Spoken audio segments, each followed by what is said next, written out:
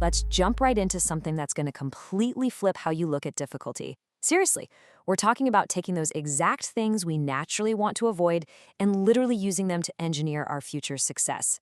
So, welcome to this explainer on what we call the resilience of discomfort. So, ask yourself honestly, how do you handle stressful situations? If your immediate universally human instinct is to, sprint in the exact opposite direction of a challenge, well, congratulations, you're completely normal. We are fundamentally wired to seek the comfortable couch and run from the explosion.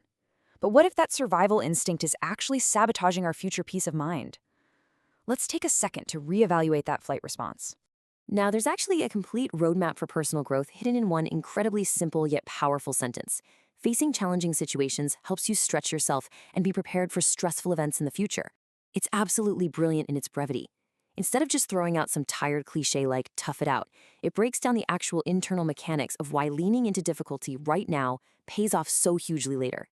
Okay, so step 1, face challenges. Step 2, stretch yourself. Step 3, be prepared. See how that builds? We've got the conscious decision to engage, followed by the internal, mental, and physical expansion that happens when you're right in the thick of the struggle, and finally, the preparation.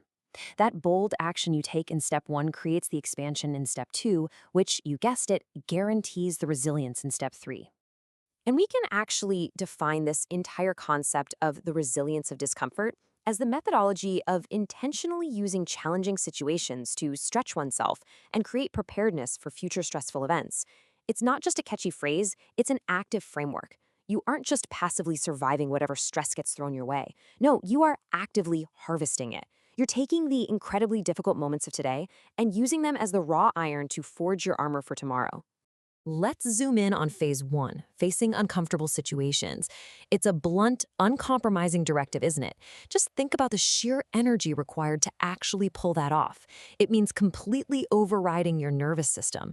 When a daunting project or, say, an intimidating life change looms over you, you don't look away. You step right into the arena. It's absolutely the hardest part because it requires volunteering for something you'd really rather avoid. Avoiding challenges leaves you unprepared for stress, whereas facing challenging situations prepares you for the future. It's a pretty stark trade-off, right? Sure, avoiding challenges and kicking back on the beach might feel fantastic in the fleeting moment, but taking the easy road leaves you completely exposed when real stress hits. On the flip side, facing the heat of the forge actively prepares you. So you're basically choosing between short-term comfort for long-term vulnerability, or short-term discomfort for long-term invincibility. Phase 2, how you stretch yourself. So, you're standing right in the middle of that uncomfortable situation. What happens next? Well, when you stay in that discomfort, you aren't just killing time waiting for it to be over. You are physically and mentally expanding. Just think about that word for a second, stretch. It implies tension, pulling, and eventually a permanent change in your overall capacity. You encounter challenging situations, and you experience the stretch beyond your current limits. Facing challenges is way more than just mere survival. It's exactly like a rubber band. A rubber band sitting comfortably in a desk drawer is safe, sure, but it's completely useless. It only fulfills its purpose when it's pulled and subjected to tension. Human capability works the exact same way. The challenge literally provides the necessary tension for your mind to expand. And finally, we get to phase 3, preparing for future stress. This is the ultimate payoff, guys. This is exactly why enduring all that painful pulling and stretching is actually worthwhile in the long run. It's a pretty sober reality, but future stress is absolutely coming. You can't stop the world from being difficult. But, and this is a real game changer, you absolutely can control how strong and unshakable you are when it arrives. Today, you face uncomfortable situations. Tomorrow, you stretch yourself. And in future years, you are prepared for stressful events.